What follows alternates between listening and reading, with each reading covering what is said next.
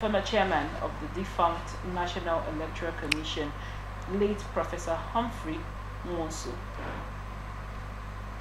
Nwosu oversaw the June 12, 1993 presidential election, which was truncated by the former military president General Ibrahim Babangida retired. The motion was responsored by Senator Eminaya Abadibe on Thursday after lawmakers threw it out on Wednesday, while Abadibe called for Osmotus National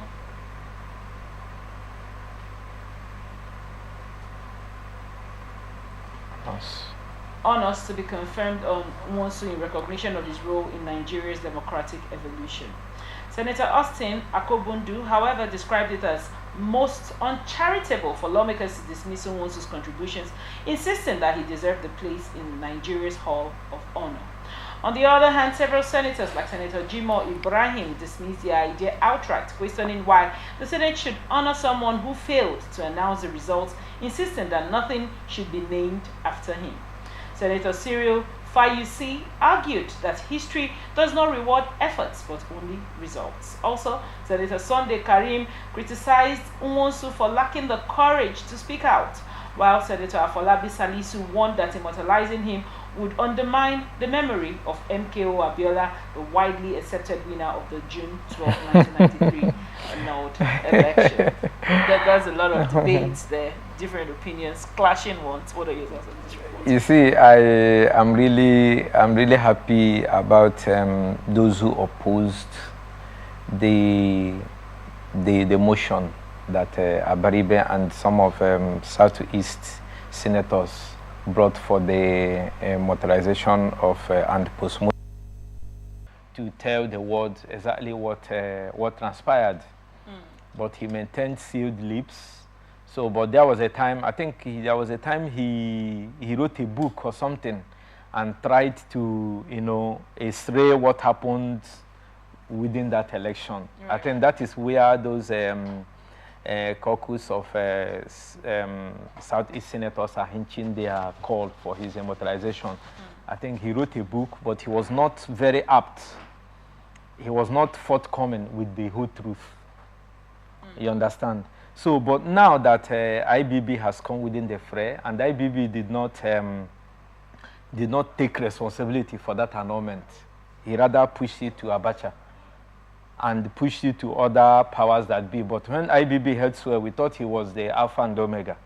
But we never knew he was also being gagged by this. That means this cabal and this kitchen cabinet did not start today.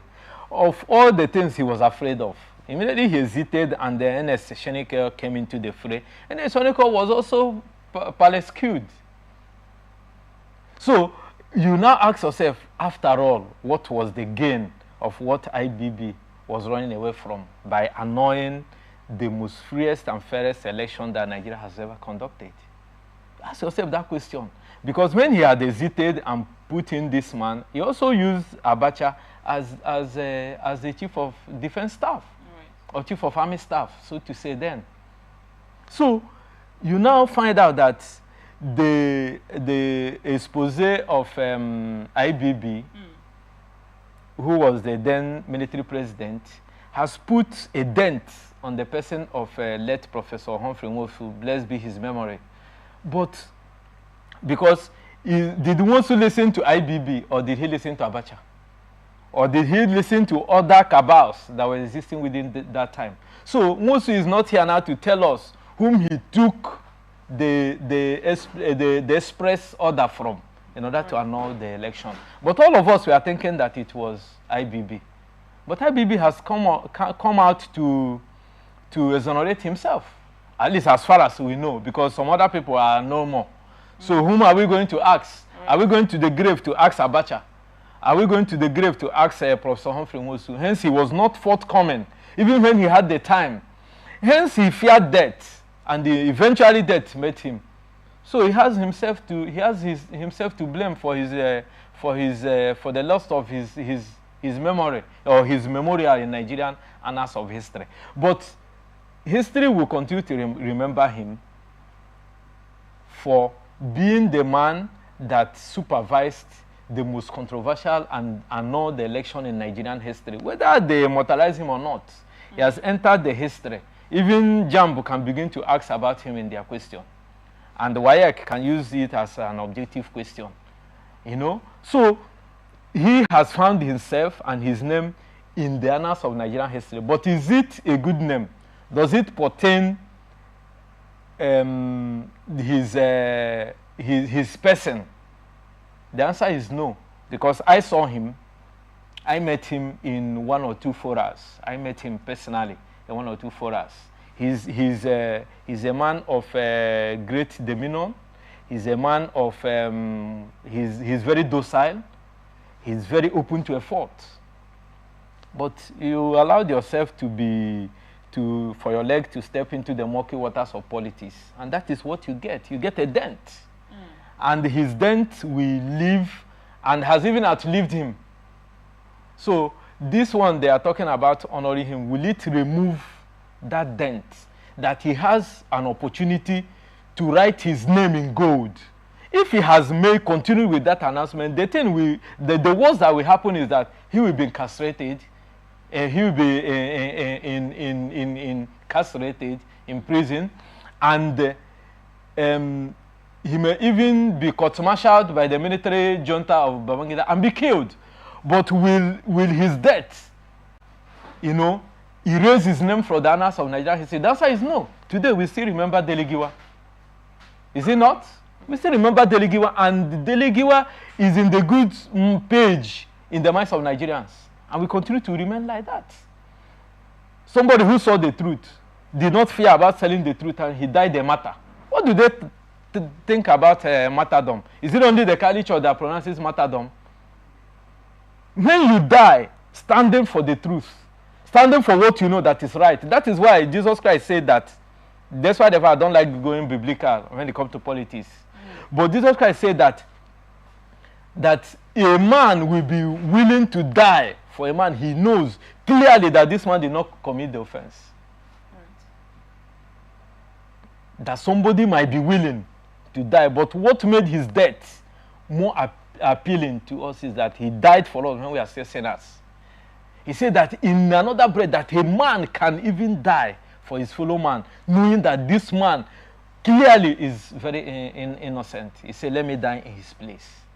So if Professor Humphrey Nwosu have died for what he believed in, there will be no debate in trying to immortalize him in Nigeria for good reasons. But he shot himself on the foot by touring the path of life without honor than dying a matter that will be honorable to him.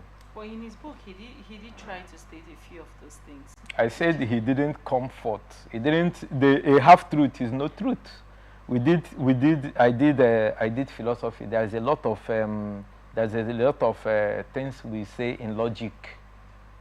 That when a truth is half truth, is no truth. Right. It has to be logical. It has to be conclusive. For you to, if you're going for a primary research, you have to go to the source and get it for the originality to appear. Thank you so much for your insights and reports.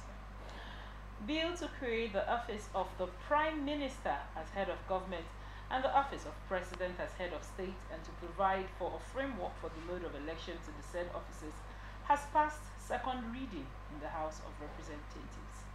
The bill was among 32 constitution amendment bills that scaled second reading in the House of Representatives on Thursday.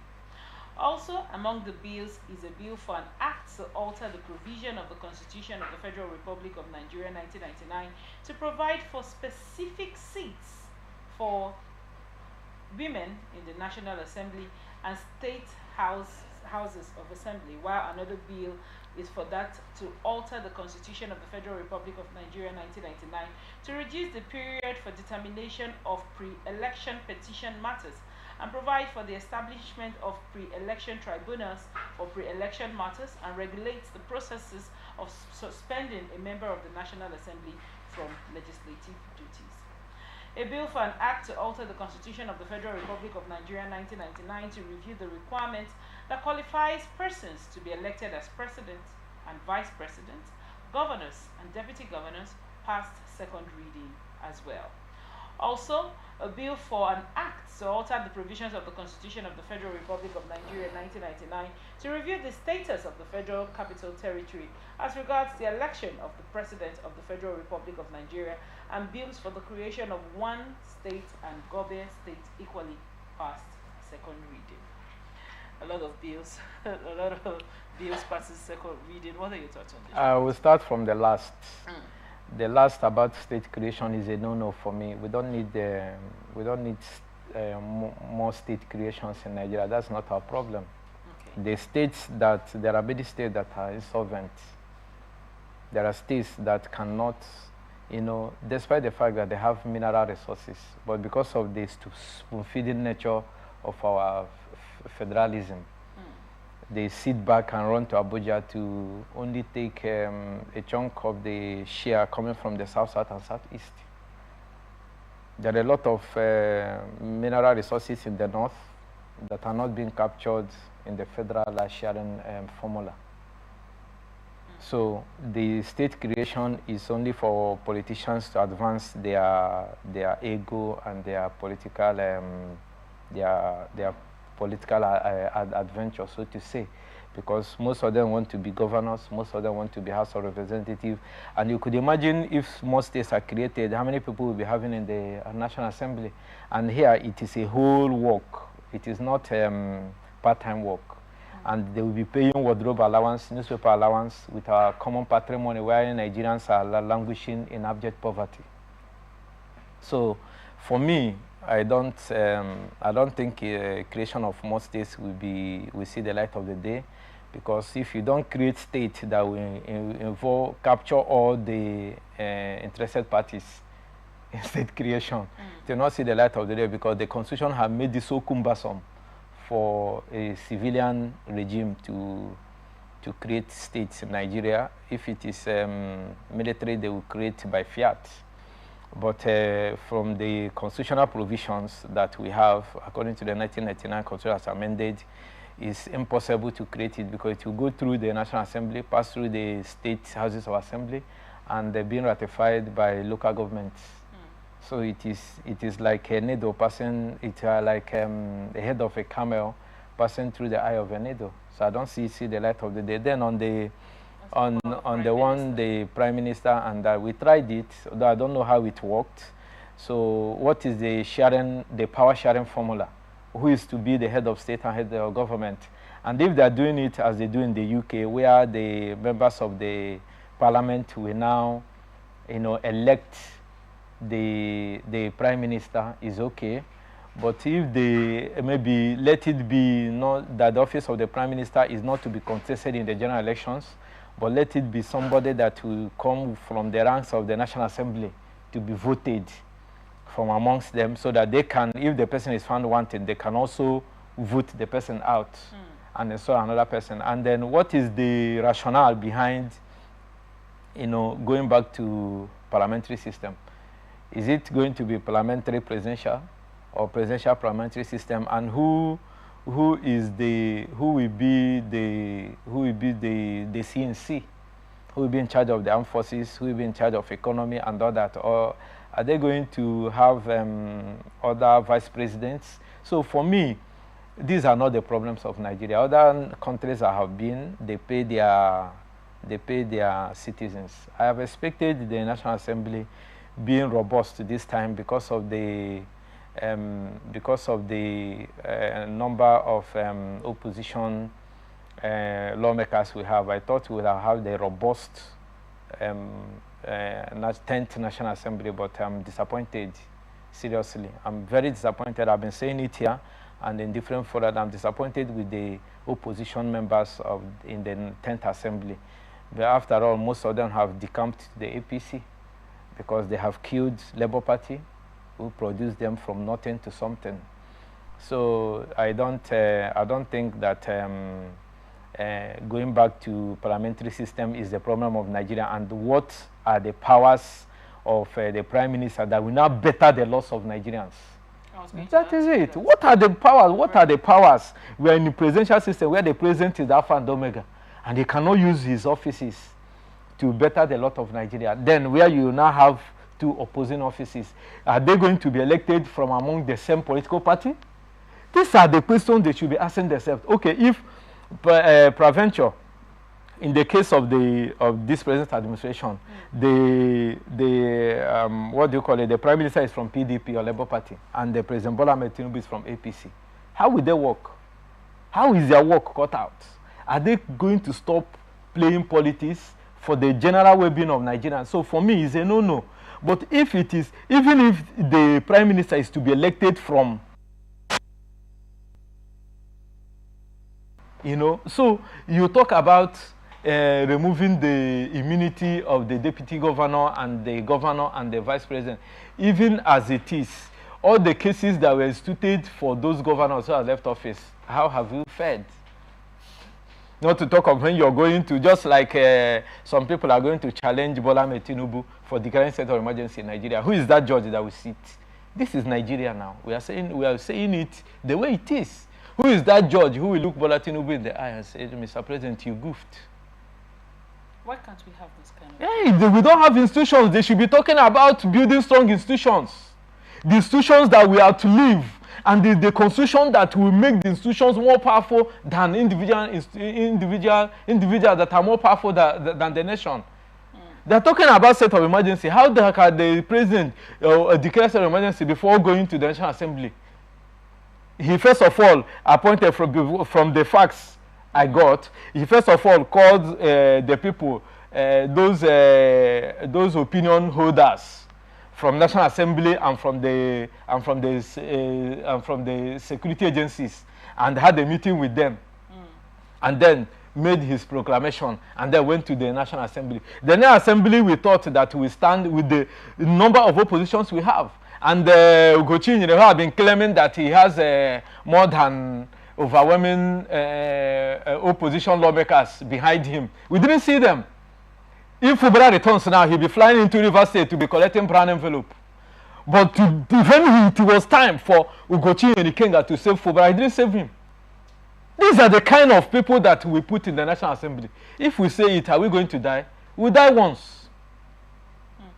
We die once. No man has died and returned and die again. Even when Jesus Christ died and rose, did he die again? He ascended to heaven now.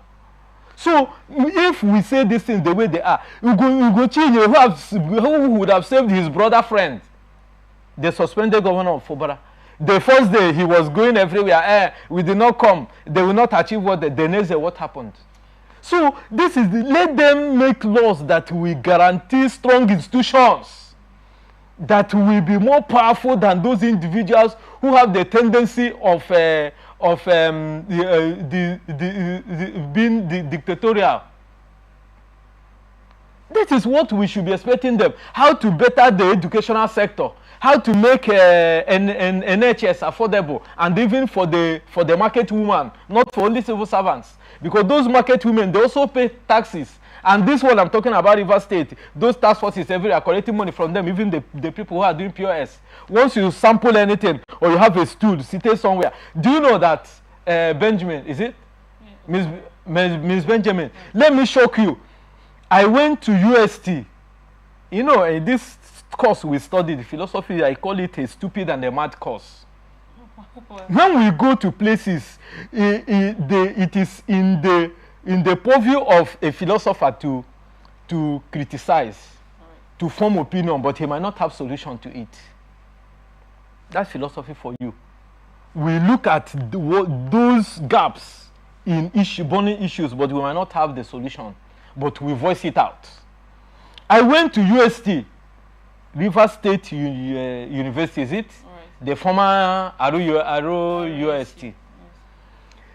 I saw that there was a market, so to say, inside the university campus ground. How would I call it? The campus now. Yeah. There is a market. How can students study I studied overseas? We don't see those shenanigans. We don't see them.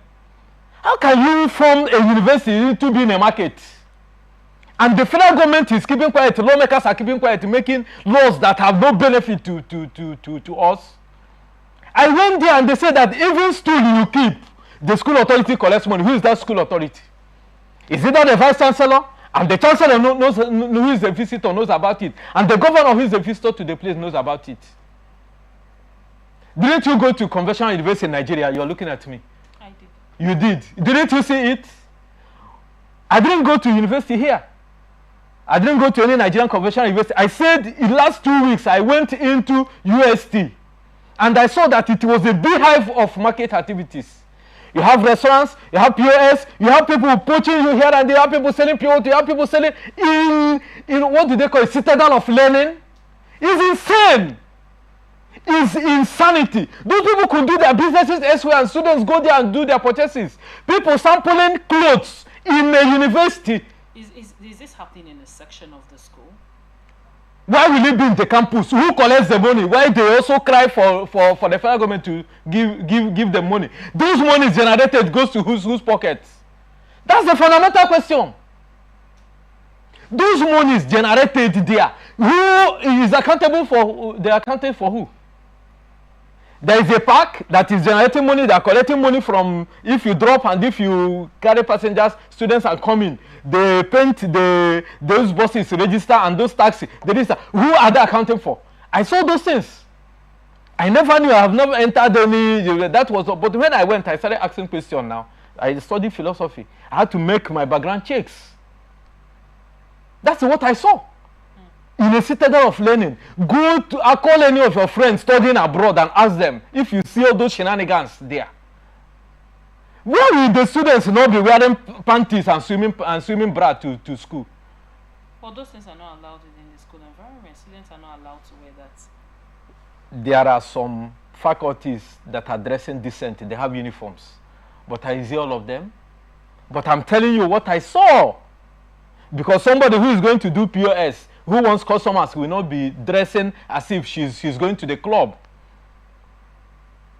She won't. I can tell you that for free. Somebody who is selling food there and who is vendoring pure water will not dress like that. They are students.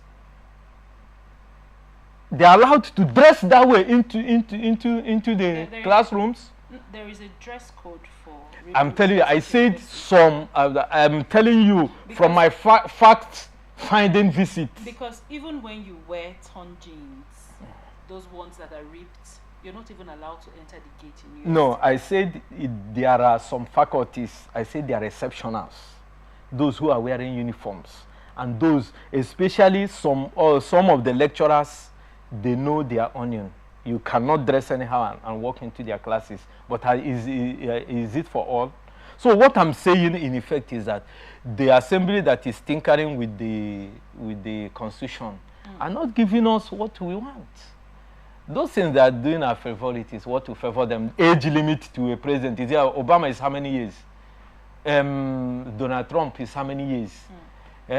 Then Obama was there when Jonathan requested for ammunition to fight Boko Haram prior to 2015 general election. Did he give?